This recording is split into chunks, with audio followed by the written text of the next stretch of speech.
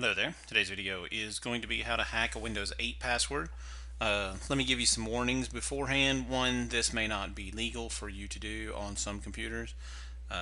Obviously, it's legal to do to your own computer if you work for a company and you have employees that leave and you need to reset their passwords, but they won't give you the passwords because they're being jerks. That's probably legal, but to just go steal somebody's computer and do this, that's illegal. Please do not do that. Use this with your own caution. You promise not to hold me responsible in any way, but at some point you're going to hit a computer and you have no idea what the password is. And today we're going to talk about how to reset that password. Now, it is common, I make it a common fact that I use VirtualBox to run my virtual machines. So I've done this on a Windows 8.0 with UEFI, which I just turned off the UEFI, so that really didn't make it to a factor. Went to legacy boot like a BIOS operating system. And then I've used this on this one, which is at Windows 8.1. There's so I don't know how that's going to work with the UEFI turned on or a TPM chip or something like that, but what we want to do is we want to modify the boot sequence. So I actually have a CD in the Windows 8.1 CD. You can use the repair disk as well, but that's what we're doing here. We're going to the repair option. So let's go ahead and reboot it. Start, restart, and we're going to boot to that DVD. I'm using VirtualBox to change the boot sequence in VirtualBox. You need to right click on it and go to its properties. We'll have to watch for that. Oh, there we go. It's booting now, so I gotta watch. There we go. Gotta press the key to boot to CD or DVD. What you want to do is you want to right click on the machine and go to its settings. Obviously, when it's not running, go to System and change its boot sequence so that CD is above hard drive. How you do that on your own personal computer is, go into the system setup. That's what it's often called, but the technical term is BIOS or UEFI or whatever. You'll see it when it starts. If not, you could probably do an escape to get out of the splash screen for your computer manufacturer's splash screen where it says Dell or HP or whoever made your machine. But here we are. This is the repair disk. So eventually we come to this point. We wind up hitting next, and we're going to do an option called repair your computer. The previous screen asked me what language I was speaking, but we're going to do a troubleshoot. We're going to do a advanced option, and we're going to go in command prompt. Now, you got to have a little knowledge on command prompt for this hack, so hopefully you're a little comfortable with it. So we're going to go through the alphabet. We don't need A or B because A doesn't do anything, B doesn't do anything. Those are generally reserved for floppy drives. I assume that still holds true even though we don't really use floppy drives anymore. C is probably the most likely candidate. When you do a dir on it, it should show some information here, but this doesn't, so mine's obviously not C. So you need to just go through the alphabet, go to D. When I do a dir, there we go. You can see in the D drive there's program files and program files x86. There's users and Windows. That's the kind of stuff that we want to look for. Even when I go dir users, you can see my usernames here listed, Technological and public. Public's not really a user, it's a folder that's always there. If you don't hit it on D, you just keep going through the alphabet. E, let's do a dir there.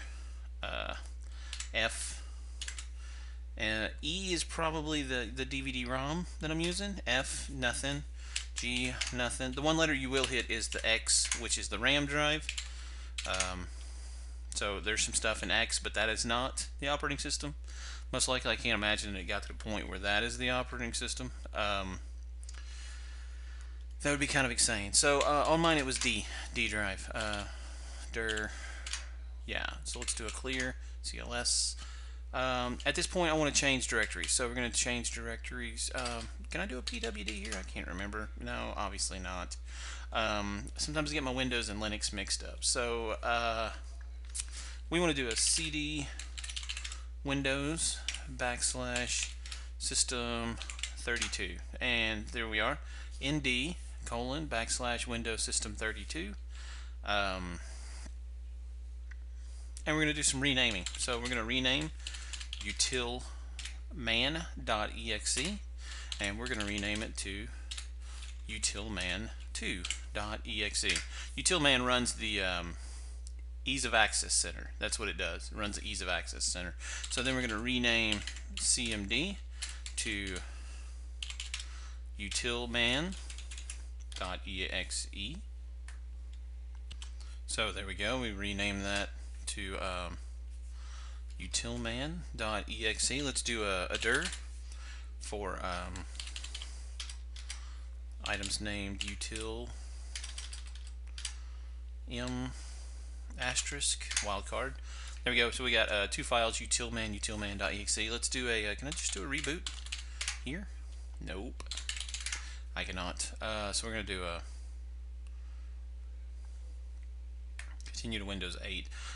You can also do a reboot at this point, whatever. Apparently that's what it did. So we're going to get back to the screen where we don't know the password.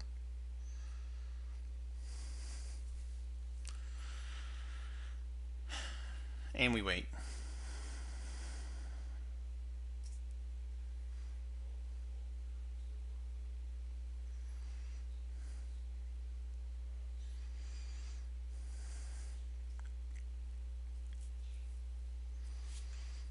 Come on. Still got the little hula hoop going. There we go. There's the login screen. So we still don't know the password.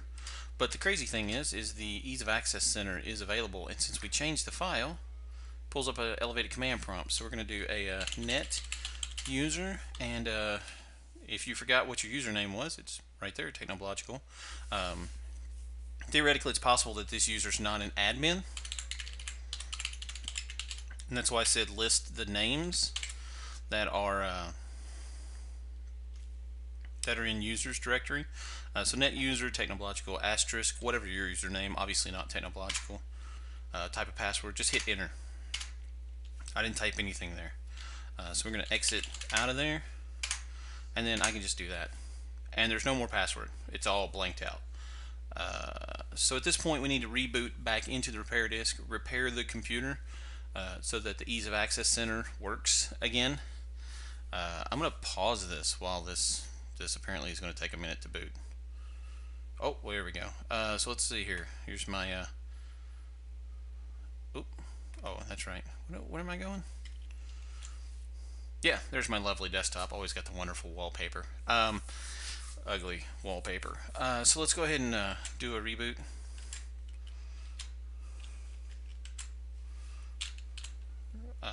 Restart. And we're going to have to boot back to that DVD or USB. You know, not everybody has an optical drive these days. Repair disk, whatever you've got handy. And we're going to have to fix those things back, because one day that's going to lead to problems. That is not a good way to leave it. Alright, so yeah, the screen's going all wacky again, and that means we're probably going into the repair options. We'll remove the command prompt back to command. We'll move utilman back to its rightful location, and then it'll work again. So sometime, Windows, let's go.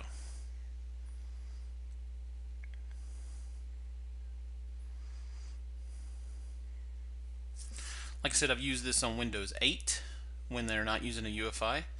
I've used it here on Windows 8.1 when clearly I'm not using a UEFI in the virtual machine. Oh, there we go.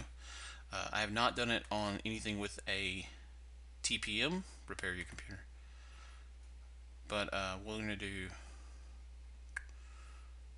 troubleshoot, advanced options, command prompt. It was the D drive for me, D drive, CD, Windows, System 32. We're going to rename utilman to cmd.exe, and we're going to do rename utilman2 to just utilman.exe. Exit out, continue to Windows 8. I can take the CD out at this point, should be able to. Just pop that right out. Get it to boot into Windows. Oh, well, Windows is still kind of doing wonky stuff. Drives out, good. Yeah, sometimes when it reboots, the virtual machine doesn't do properly. Oh, there we go. We're up to the right resolution there because it just popped almost into place.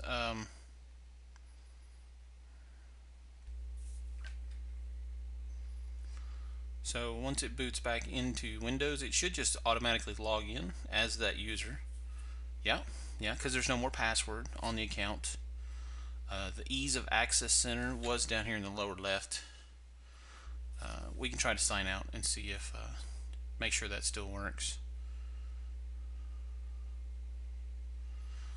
Okay, so